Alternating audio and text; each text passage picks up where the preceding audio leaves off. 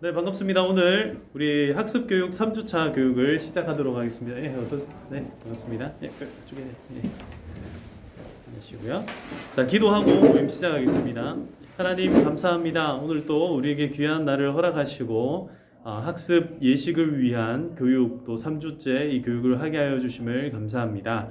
하나님 이 교육을 통하여서 교회가 어떤 곳인지를 배우게 하시고 앞으로 교회 생활을 통하여서 하나님과 더 가까워지고 또 교인들과 함께 또 친밀한 관계를 유지하며 잘 지낼 수 있는 우리 모든 성도님들 되게 하여 주시옵소서. 함께하여 주시기를 간절히 소망하며 또한 이 자리에 참석 못하였지만 영상으로 함께 하시는 우리 성도님들 늘 영육간에 강건케 하시고 동일한 마음으로 이 교육 잘 마치게 하시고 또 문답을 받고 예식에 참여할 수 있도록 그 길들을 다 인도하여 주시옵소서. 감사드렸고 모든 말씀 예수님의 이름으로 기도드립니다. 아멘. 아멘. 네, 여러분 교재 20페이지를 펼쳐 놓으시고요. 자, 오늘 우리가 함께 공부할 내용은요. 교회 생활과 관련된 내용입니다. 교회 생활. 자, 교회라는 것은 무엇일까요? 교회 이렇게 딱 하면은 선두교회, 또 뭐 어디 저기 사랑의 교회, 복된 교회, 뭐 이런 여러 교회 이름들이 이제 우리가 생각이 납니다. 근데 교회의 정의에 관하여서 제가 잠깐 말씀을 드리자면, 자, 우리 25페이지 한번 볼까요? 25페이지 9번에 보시면 교회는 무엇입니까? 라고 질문이 딱 적혀 있죠. 거기에 답이 있습니다. 25페이지 9번. 자, 답을 여러분들이 한꺼번에 같이 한번 읽어보도록 하겠습니다. 시작. 하나님의 부르심을 받은 예수 그리스도를 믿는 성도들의 모임입니다. 네, 성도들의 모임. 근데 그 성도들은 어떤 성도들인가? 두 가지죠. 예수 그리스도를 믿는 성도들. 근데 그 성도들은 스스로 온 게 아니라 그 성도들은요, 누가 불러주셨다라고 되어 있죠? 하나님. 예, 하나님께서 불러주셔야 올 수 있는 거예요. 믿음이라는 것은 내가 가져야지, 내가 한번 생겨봤으면 좋겠다, 이렇게 해서 믿음이 생겨나는 것이 아닙니다. 하나님께서 우리를 불러주셔야 되고 하나님께서 우리에게 은혜로 믿음을 주셔야지 믿음이 생겨나는 거예요. 그래서 믿음이라는 건 참 신기한 것 같습니다. 자, 그러면은 교회 생활과 관련하여서 다시 20페이지로 딱 오셔가지고 도대체 예수님을 믿으면 됐지 교회 생활이라는 것은 왜 해야 되는 것인가? 또 교회에서 보면은 막 하루 종일 교회에서 사시는 분들 계시잖아요. 왜 그렇게 교회를 열심히 다니고 또 봉사를 하고 하는 걸까? 이런 이제 질문들이 생겨날 겁니다. 그것과 관련해서 이 마음 열기에 보시면 어떤 사람 지금 왼쪽에 있는 이 그림에 있는 사람은 지금 막 침을 막 흘리면서 눈이 이상하죠. 이 사람은 지금 로또를 바라보면서 뭘 꿈꾸고 있나요? 네, 대박의 꿈을 꾸고 있습니다. 정말 로또 당첨돼가지고 돈이 생기면은 뭘 좀 해볼까? 제가 오늘 여기 다 오셨으면 아마 그런 걸 물어봤을 거예요. 여러분들에게 갑자기 10억이 생겼다. 그럼 여러분들 뭐 하고 싶으세요? 뭐 하고 싶은 거 있으세요? 네, 마음속으로 그죠? 한번 생각해봤죠? 예, 그런 걸 하고 싶어요.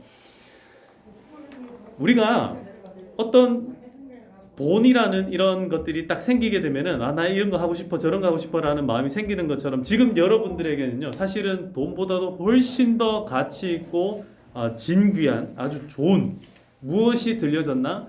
구원이라는 것이 여러분들에게 선물로 주어졌습니다. 여기 보면 이 사람은 오른쪽에 있는 사람은 성경을 딱 들고 무언가를 꿈꾸고 있죠. 여러분들에게 구원이 주어졌다는 것은 이제 여러분들은 무엇인가를 꿈꿀 수 있는 사람이 되었다라는 것을 의미합니다. 그게 바로 천국이죠. 천국을 꿈꾸는 사람, 천국을요 하나님 나라라고 표현을 하기도 합니다. 하나님이 어디 계시죠? 하나님은 땅에 계신가요? 하늘에 계신가요? 예, 하늘에 계시죠. 그래서 천국이라는 것은 하늘 나라를 천국이라고 하는 거예요. 그래서 하나님이 통치하시고 하나님이 다스리는 나라를 하나님의 나라라고 표현을 합니다. 이 하나님의 나라를 꿈꾼다는 것, 이것이 바로 교회 생활을 한다는 것과 의미가 같이 간다라고 말씀드릴 수 있겠습니다. 자, 그러면은 교회 생활은 어떻게 해야 하는가? 자, 네 가지로 말씀드릴 수 있겠습니다. 21페이지에 온전한 예배를 드려야 합니다. 그 다음 뒤에 넘겨서 22페이지에 날마다 성경을 읽고 묵상해야 합니다. 그 다음 3번 꾸준한 기도 생활을 해야 합니다. 그 다음 23페이지 4번 바른 헌금 생활을 해야 합니다. 네, 헌금 생활을 해야 합니다. 자, 요게 이제 네 가지인데요. 교회 생활이라는 것은 이렇게 예배 생활, 그리고 성경 이 말씀 생활이라고 할 수 있습니다. 말씀 생활, 그 다음에 기도 생활, 그 다음에 헌금 생활. 이 네 가지로 물론 이 외에도 훨씬 더 많습니다만은 주로 요 네 가지를 조금 짚어보고 오늘 내 교육을 진행을 해보도록 할게요. 자, 잠시 저를 보세요. 자, 보세요. 우리가 가정에서는요 어떤 법을 따르죠? 가정에서는 가정의 법을 따르죠. 가족들끼리 규칙을 세워놓잖아요. 아이들한테 예를 들어서 몇 시까지 들어와야 된다. 혹은 저희 집은 어릴 때 어떤 규칙이 있었냐면 저희 어머니께서 밥을 먹고 나면은 반드시 싱크대에 넣고 물을 틀어서 정리를 해놔야 된다. 이런 법칙이 있었어요. 저희 집에 아들만 3명이었거든요. 그러니까 저희 어머니가 저희를 키울 때 그런 법칙을 안 세우면 저희들이 엉망진창으로 살잖아요. 그러니까 그런 법칙들이 있는 거예요. 가정의 규율, 가정의 규칙, 가정의 법이 있죠. 그러면 우리가 대한민국이라는 곳에서 살아가면 어떤 법이 있죠? 대한민국에 헌법이 있죠. 헌법. 국법이 있습니다. 국법. 그렇다면 우리가 교회 생활을 한다는 것은 역시 교회에도 뭐가 있을까요? 법이 있어요. 법. 교회의 법이 있습니다. 교회에도 고신교단의 고신교단 헌법이 있고요. 이 교회 내에도 선두교회만의 규칙들이 존재를 합니다. 오늘 그 법들에 대해서 제가 말씀을 드릴 건데 제가 왜 지금 이 얘기를 먼저 시작하냐면 항상 여러분 기억하셔야 될 게 법이라는 것은요 형식이고 틀입니다. 그런데 이거보다 더 중요한 게 뭐죠? 이 법 안에 들어있는 본질이 더 중요하다는 것을 아셔야 돼요. 지금 여기 이제 결혼하실 분도 있고 결혼하신 분도 있고 결혼 생활 오래 하신 분도 있죠. 결혼이라는 것을 제가 예를 들어서 한번 말씀드려 볼게요. 결혼이라는 것을 하는 것 자체가 뭐죠? 이게 법적으로 이 사람들이 결혼한 부부가 되었습니다 라고 법적인 인증이 되죠. 뭐를 하면요? 혼인 신고를 하면. 혼인 신고를 한다는 것은 이제 국가에서 혼인 증명서를 떼줄 수 있는 어떤 관계가 됐다라는 거예요. 요건 법적인 부부 관계죠.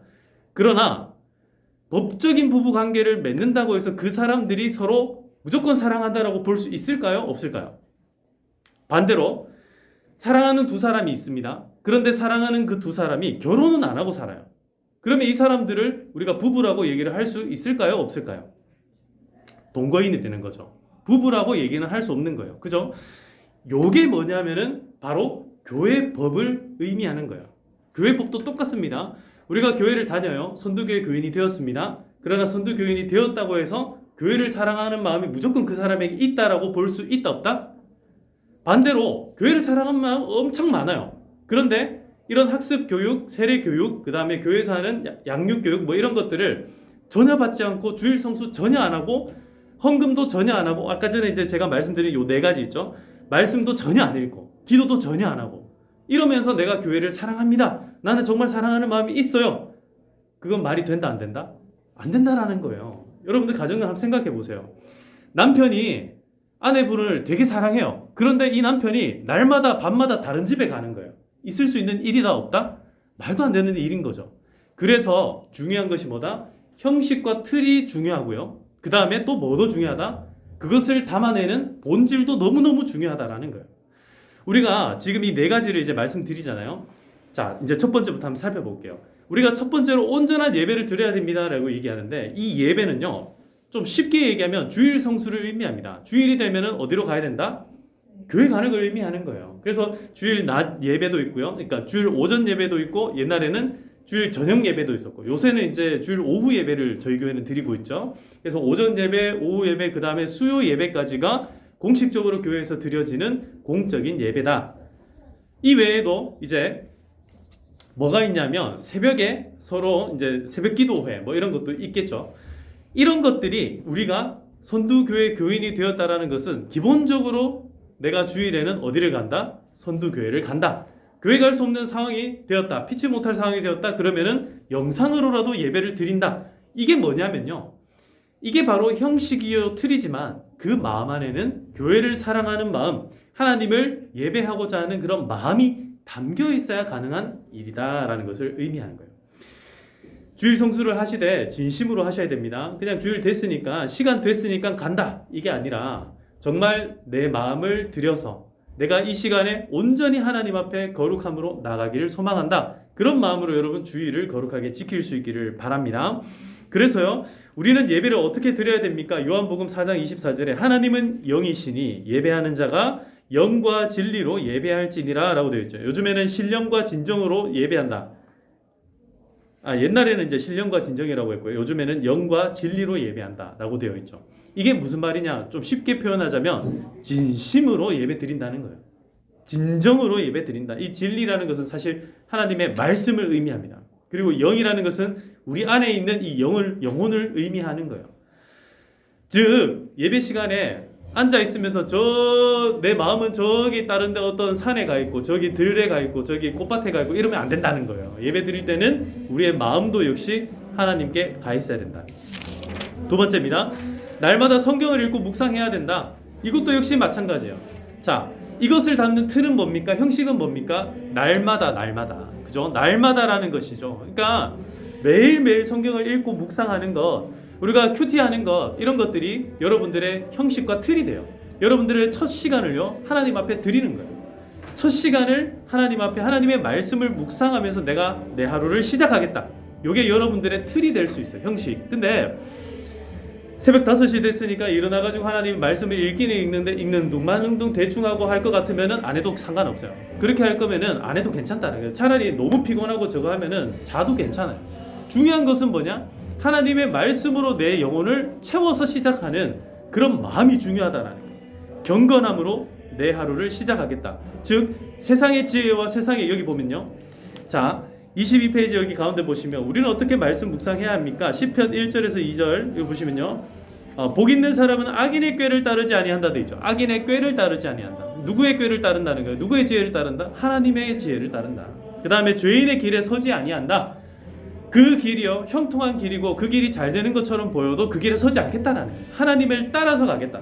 그 다음에 오만한 자들의 자리에 앉지 아니하고 오직 여호와의 율법을 즐거워하며 그의 율법을 주야로 묵상하는도다. 주야로 묵상하는도다. 여러분, 이 묵상이라는 단어는요, 원래 소가 되새김질을 하죠. 그죠? 소가 되새김질할 때 어떻게 합니까? 풀을 막 먹어요. 막 뜯어 먹습니다. 막 뜯어 먹고 난 뒤에 어떻게 합니까? 죄송합니다. 으악 하죠. 이래가지고 다시 씹는 거예요. 왜냐하면 소는 그 위액이 제대로 안 나와가지고 이걸 다시 씹어야 돼요. 그리고 엄청 거친 풀들을 먹잖아요. 그러니까 우리가 성경 말씀을 읽을 때 이렇게 해야 된다라는 거예요. 처음에 성경을 막 읽어 나가다 보면 아무 정신없이 막 읽어 나가게 됩니다. 그런데 그 읽었던 성경들을 다시 곱씹어보고 다시 곱씹어보는 것, 이게 바로 묵상입니다. 이게 바로 우리가 날마다 성경 읽는다 할 때에 이게 본질적인 내용이다라는 거예요. 매 순간마다 그렇지, 하나님이 이때 이렇게 하라고 말씀하셨지. 그렇지, 하나님께서 오늘 나한테 이런 말씀을 주셨으니 내가 이렇게 한번 살아봐야겠다. 그래, 세상을 따르지 않고 하나님의 말씀대로 한번 선택해봐야 되겠다. 이런 결심과 결단이 어디에서 나오는가? 바로 말씀 묵상한 여러분들의 첫 시간으로부터 나올 수 있다. 네. 세 번째, 꾸준한 기도 생활을 해야 합니다. 자, 기도 생활은 어떻게 해야 한다고요? 따라합시다. 꾸준하게. 여러분, 꾸준하게 기도 생활하는 게 뭘까요? 꾸준하게 기도 생활을 한다는 것은요, 그야말로 매 순간마다 기도하시는 거예요.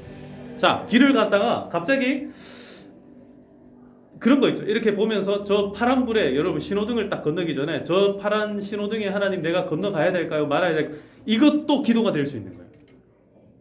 또 가다가 길거리에 뭐가 떨어져 있어요. 그러면 저 휴지를 내가 하나님 줘야 될까요? 이것도 기도가 될 수 있다는 거예요. 그러니까 이런 사소한 것부터 시작하여서 여러분들의 앞에 아주 결정적인 진로들, 어떤 선택의 순간들이 딱 놓여지죠. 그럴 때도 하나님 앞에 기도하는 거예요. 기도하면은요, 하나님이 다양한 방법들로 여러분들이 응답을 하세요. 어떤 때는 어떤 사람을 통해서 응답하시기도 하고, 생각지도 못하였던 어떤 매체나 이런 것들을 통해서 하나님이 영감을 주시기도 해요. 이렇게 하나님께서는 우리와 계속해서 인격적으로 대화하시기를 원하는 거예요. 그래서 기도는 뭐다? 영적인 대화다.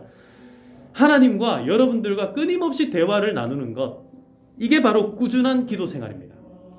예, 내가 교회 다닌다 할 때에 그냥 선두교회 다닌다, 이게 끝이 아니라 교회를 다닌다는 의미가 뭐냐면 나는 이제 기도의 사람이 됐다는 거예요. 하나님과 늘 꾸준하게 기도할 수 있는 사람이 되었다. 이게 바로 기도의 생활입니다. 자, 그러면 기도할 때 어떻게 해야 합니까? 23페이지 위에 보시면 성경은 우리에게 어떤 자세로 기도하라고 합니까? 빌립보서 4장 말씀에 아무것도 염려하지 말고 다만 모든 일에 기도와 간구로 너희 구할 것을 감사함으로 하나님께 아뢰라. 그리하면 모든 지각에 뛰어난 하나님의 평강이 그리스도 예수 안에서 너희 마음과 생각을 지키시리라. 여러분, 제가 이거 가르쳐 드릴게요. 여러분들이 기도를 했습니다. 어떤 일을 앞두고 기도를 했어요. 그러면은 언제 우리가 응답받았다라고 생각을 할 수 있을까? 바로 평안한 마음이 들 때입니다. 기도를 했습니다.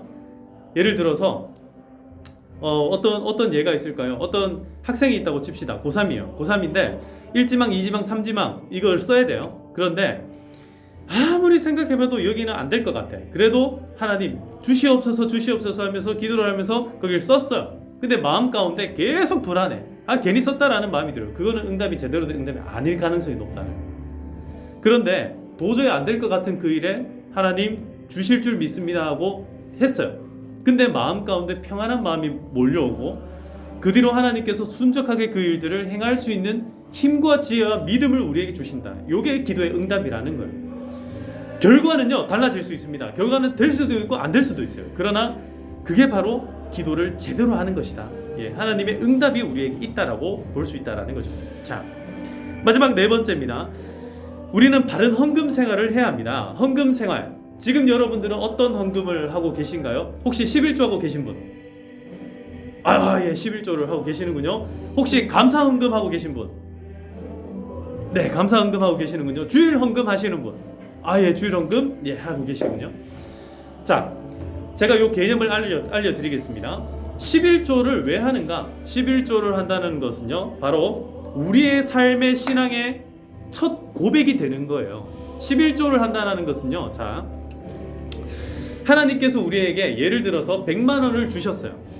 물론 일은 내가 하죠. 그러나 하나님께서 그 100만 원을 주셨다라고 여기는 겁니다. 왜요? 이 땅 가운데 공기도 만드시고 산소도 만드시고 땅도 만드시고 그것에 열매도 만드시고 씨도 뿌리게 하시는 모든 것들이 가능하게 하신 분이 하나님이기 때문에, 특별히 그 하나님이 다른 사람에게 갈 수 있는 그 열매들을, 그 돈을 나에게 주셨다. 그것을 믿는 믿음으로 하는 것이 바로 11조인 거예요. 그래서 옛날에는요 돈이 없잖아요. 옛날에는 11조를 어떻게 했냐면 양을 키웁니다. 처음엔 양이 10마리예요. 근데 이 양이 1년이 딱 지나고 나니까 몇 마리가 됐냐? 20마리가 된 거예요. 그러니까 새끼가 몇 마리 나온 거죠? 10마리가 나왔어요. 그러면 어떻게 하냐면 양을 지키고 있는 그 목자가 나무 짝대기를 딱 댑니다. 그리고는 양을 딱 지나가게 해요. 1마리, 2마리, 3마리, 4마리, 5, 6, 7, 8, 9, 10번째 한 마리가 딱 지나가잖아요. 그걸 딱 잡아내는 거예요. 그러니까 요 놈을 뭘 한다? 11조로 드린다. 그게 초반에 이제 그런 목축 생활을 하던 이 이스라엘 백성들이 했던 11조의 개념이었어요. 왜 그렇게 할까? 그렇게 하는 이유가 바로 신앙의 고백이기 때문에 그래요. 이걸 주신 분이 누구나 하나님이라는 거예요. 하나님이 나에게 주셨다라는 것을 고백하는 거예요. 그래서 11조를 하는 겁니다. 자, 그런데 11조를 하기가 참 어려운 순간들이 있습니다. 헷갈리는 순간들이 있다라는 거예요. 예를 들어서 목사님, 세금을 떼고 11조를 해야 될까요? 세금 전으로 11조를 해야 될까요? 아니면은 예를 들어서 아이들 같은 경우에는 부모님이 11조를 했어요. 근데 용돈을 주셨어. 11조를 뗀 용돈은 또 11조를 해야 될까요? 말아야 될까요? 이런 이제 헷갈리는 마음들이 막 생기는. 그래서 모든 헌금은요 기본적인 자세가 있는데 그것은 자원함입니다. 자원함. 스스로 원해서 하는 것이 헌금이 돼야 됩니다. 이 11조라는 것도요 스스로 여러분들이 원해서 해야 된다라는 거예요. 원하지 않는 헌금은요 아무런 의미가 없어요. 이스라엘 백성들이 망해가던 이스라엘 백성들이 하나님 앞에 11조를 막 가져옵니다. 근데 어떤 11조를 가져온지 아세요? 아까 제가 양 이야기했잖아요. 양들 중에서 못 쓸 것들, 이건 팔아도 돈 얼마 못 받는 것들, 값어치 없는 것들, 절거나 전박이거나 이상한 피부병이 있거나 이런 것들을 가지고 하나님께 11조를 드리기 시작합니다. 그러니까 하나님 보시기에 이거는 전혀 마음이 없는 거예요. 여러분, 선물을 한다고 생각해 보세요. 지금 이제 우리 신혼부부 한 분 계시는데, 자, 우리 신혼부부 아내한테 선물을 주는데 아내가 어떤 선물을 좋아하나요? 예를 들어서 장미꽃을 선물한다고 생각해 봅시다. 가다가 길거리에 장미가 한 개 발견이 됐어요. 이걸 딱 꺾어서 주는 걸 좋아할까요? 아니면 꽃집에 가서 장미에 안개꽃 팍 둘러가지고 멋지게 포장해가지고 그걸 딱 주는 거를 좋아할까요? 꺾어서 주는 거 좋아할까요? 둘 다 별로 안 좋아해요. 둘 다 안 좋아해요. 예, 꽃을 안 좋아하시는. 오늘 집에 가서 한번 물어보시기 바랍니다. 당신은 뭘 더 좋아해요? 한번 형식을 갖추면요, 그 사람에 대한 진정성과 예의를 느끼게 됩니다. 형식을 갖춘다는 것은 상대방을 향한 매너를 의미하는 거예요. 자, 11조를 한다는 것은 우리가 하나님을 향한 그 마음과 진정성을 갖춘다라는 것을 의미를 하는 게 되는 거죠. 그래서 11조를 하는 것은요, 가장 기본적인 우리의 신앙의 태도, 우리의 생활의 교회 생활의 기본이 될 수 있다라는 겁니다. 여러분, 11조를요 안 하던 분이 갑자기 내 돈의 10%를 한다, 이거 진짜 어려운 일입니다. 근데 조금씩 한번 해보세요. 그러면은 하나님이 이렇게 약속하십니다. 한번 해봐라. 그러면은 내가 하늘의 창고를 열어가지고 너한테 더 주나 안 주나 한번 봐라라고 얘기까지 하세요. 말라기 말씀해 보면 그 정도로 하나님께서는 자신 있게 말씀하십니다. 왜냐하면 하나님은 헛된 신이 아니고 우상이 아니고 진짜 신이기 때문에 그래요. 진짜로 우리한테 주신 분이기 때문에 그렇습니다. 네, 꼭 11조를 한번 해보시기를 바라고요. 그 다음에 감사헌금, 그리고 주일헌금, 뭐 이런 헌금들이 있는데 여러분들 마음 가운데 감동이 되는 대로 하시기를 바랍니다. 제일 중요한 것, 헌금할 때 제일 중요한 건 뭐다? 자원하는 마음이다. 억지로는 하지 말라 그럽니다. 인색함으로 하지 말라 그럽니다. 기쁜 마음으로 해야 됩니다. 그게 바로 헌금입니다. 자, 오늘 제가 교회 생활 4가지를 말씀드렸습니다. 예배 생활, 예배는 어떻게 해야 된다? 주일마다 드려야 된다. 주일 성수를 말씀드렸고요. 그 다음에 성경은 어떻게 읽어야 된다? 날마다 읽어야 된다. 그 다음에 기도는 어떻게 해야 된다? 꾸준하게 매 순간마다 해야 된다. 그 다음에 헌금은 어떻게 한다? 11조, 감사헌금, 주일헌금 이런 것들을 하되 어떤 마음으로? 자원하는 마음으로 즐겁게 해야 된다. 즐거운 마음이 안 생겨. 그러면 하지 마세요. 즐거운 마음이 생길 정도로만 하세요. 그러면서 여러분들의 그 믿음의 폭들을 넓혀 나가시면 됩니다. 오늘 2가지 제가 이 교회 생활에 대해서 말씀드렸는데, 이렇게 교회 생활을 한다는 것, 이건요 다른 말로 여러분들의 삶에 천국이 임하는 것을 의미합니다. 앞으로도 여러분들의 삶에 하나님의 더 크신 은혜와 축복의 그런 넘치는 그런 복들이 임하기를 간절히 소망합니다. 제가 기도하고 마치겠습니다. 하나님 감사합니다. 우리가 교회에 관하여서 아주 잠깐 이렇게 배우게 되었습니다. 교회도 많은 법칙들이 있고 규칙들이 있고 또 우리가 지켜내야 될 일들도 있고 여러 가지 형식과 틀들이 있는데, 하나님 이 모든 것들이 우리에게 어려움이 되거나 장애물들이 되지 않게 하시고 그 안에 담겨져 있는 본질적인 것들을 깨달아서 하나님을 향한 더 깊은 은혜와 사랑을 충만히 누릴 수 있는 그런 기회가 되게 하여 주시옵소서. 각 가정들마다 하나님께서 늘 함께 하시고 계획하고 준비하는 모든 일들 하나님 앞에 기도하며 아뢰며 나갈 때에 하나님께서 형통하게 하시는 은혜가 있게 하여 주시옵소서. 감사드리옵고 모든 말씀 예수님의 이름으로 기도드립니다. 아멘. 아멘. 네, 오늘 교육은 여기서 마치도록 하겠습니다. 감사합니다.